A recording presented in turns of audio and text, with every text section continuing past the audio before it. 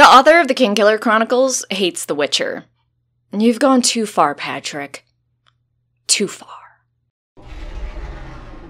Welcome to your recent sci-fi fantasy news, which includes MCU, Marvel, DCEU, Witcher, Game of Thrones, Dune, sci-fi fantasy. So anyways, let's jump back to Patrick just absolutely ruining my day.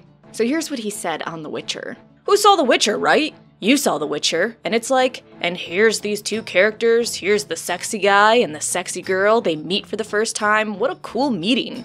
And then the very next fucking episode, they meet again, and they hate each other because of a bunch of things that happened at like the very next fucking episode. That's bullshit. That is lazy storytelling, even though I could give a shit about that TV show. Patrick, I'm gonna give you exactly a week to take that back. Sir, how you wound me! Which, by the way, don't get too smug, Netflix Witcher haters. He also doesn't like the Wheel of Time, so he's coming for everybody's fandom. Oh, also, he's not caught up on Brandon Sanderson books. Ooh, no, actually, that one hurt me again. Shit. Finally, Patrick hurt people one last time by saying, there's the George R.R. Martin effect that we've named in the writing community, and basically it's everybody wants to be George by having a million characters in their novels. And Patrick wants you to know, George is the only one talented enough for that. The rest of you writers, you need to stop because you suck. Alright, let's move on to Lord of the Rings news because I feel like I can't handle Patrick coming for me in my fandoms anymore today. Bayani, who was directing the first 2 episodes of season 1 of Amazon's Lord of the Rings, has declared he is leaving New Zealand, which means he's likely done shooting for the first 2 episodes. And I know that doesn't seem like a lot, and you're like, Rawrist, okay, that's news. It is news, okay?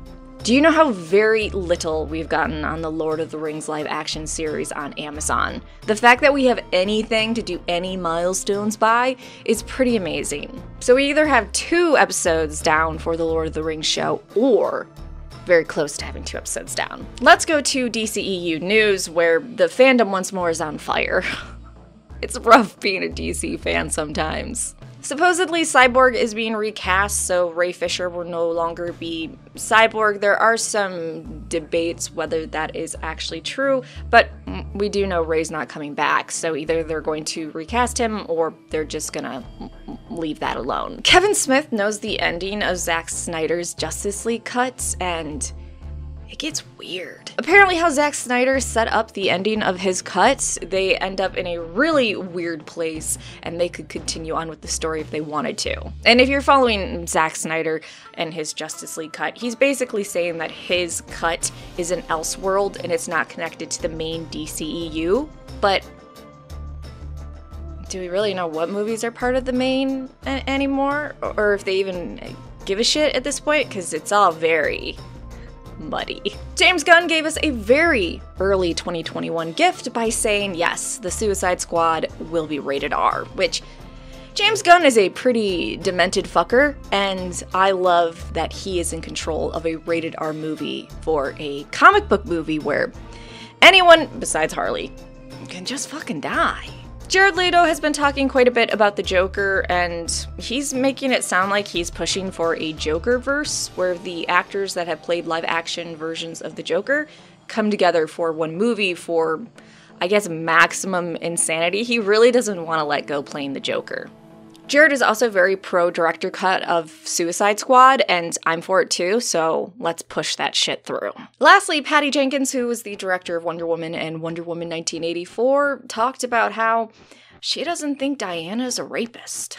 So yeah, Patty declared that Diana didn't actually rape that guy that Steve Trevor took control of, because when she renounced her wish, she changed the fabric of reality, and it no longer happened.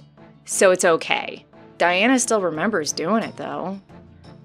She has to live with being a rapist, or remembering being a rapist in one timeline, for the rest of her life, which is fairly long.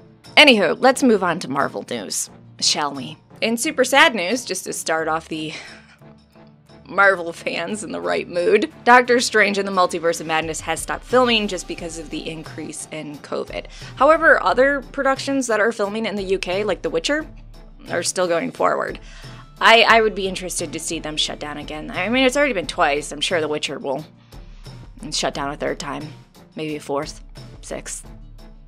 The live-action She-Hulk will be at least 8 episodes, though the episodes are all 30 minutes, but it is 30 minutes of a beautiful legal comedy with a large green woman, and it works so well in the comics, I know it's going to be a riot in live-action on Disney+. The head writer of the Marvel animated What If series confirmed that there are some surprise MCU cameos and that some characters pop up in multiple episodes. And I know we're getting Black Panther in at least one episode, or at least the voice of, which I just feel like it's going to be very emotional hearing the voice acting, knowing that was some of his last as Black Panther. And I know this isn't gonna happen, but this is just wishful thinking on my part, which I just love to do. I hope that the first episode of the What If animated series is Marvel Zombies, and every episode afterwards takes place on a different world, an alternate Earth. But at the end of every episode, zombies from episode 1 get into that world and infect them. And then we move on to tell another What If story in a different world. And repeat. And then by the end of season 1 of animated What If, everyone's undead. It would be a hilarious way to do one season and just be like, alright, fuck it. We're done. I think that would be amazing, Disney, and you should absolutely do it. Regardless of anything you've already planned and done, just scrap that work and go with my idea.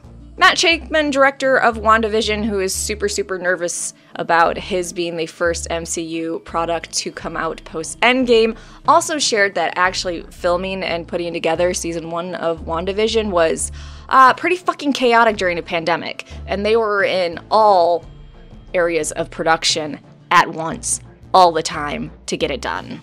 I hope that adds to the chaos and the reality bending of season 1.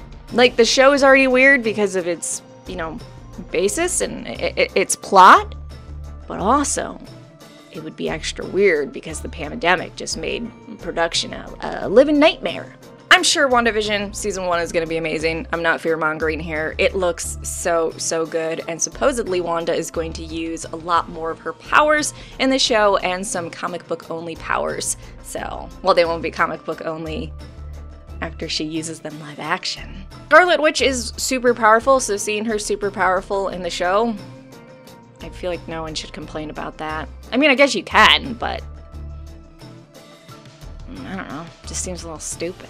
Milla Jovovich's daughter, Ever, is playing a younger Natasha Romanoff in the movie Black Widow, and apparently she's making everyone cry with one of her scenes, so we're probably going to see some fucked up things happening to Baby Widow, but I feel like we all already knew that. Lastly, more sources are saying, yes, we are getting all 3 live-action Spider-Men in Spider-Man 3 starring Tom Holland, and that the reason why it hasn't been announced yet is just because Tobey Maguire's deal took quite a bit longer to iron out, I guess. Oh shit, I forgot to bring this up in the DCEU news. I guess I could edit it and make it look like I didn't fuck up, but I mean, let's just all be adults here, okay? I forgot to talk about this. Michael Keaton is not going to be the main Batman across all future DCEU movies, at least that's not confirmed yet, and even the guy that leaked it said, besides Keaton being in The Flash, I don't know what's going on. Please don't take words out of my mouth. Or out of my text. And if you're wondering why we're going to see him in the Flash solo movie, it's just because the Flash is fucking around with the Speed Force and, time travel and the timeline, per usual. Sociopath. Alright, that is your sci-fi fantasy news. Like, subscribe, and let me know, are we ever gonna get the DCEU in order? And like have a cohesive plan? Warner Brothers, you gotta get your shit together. Come on.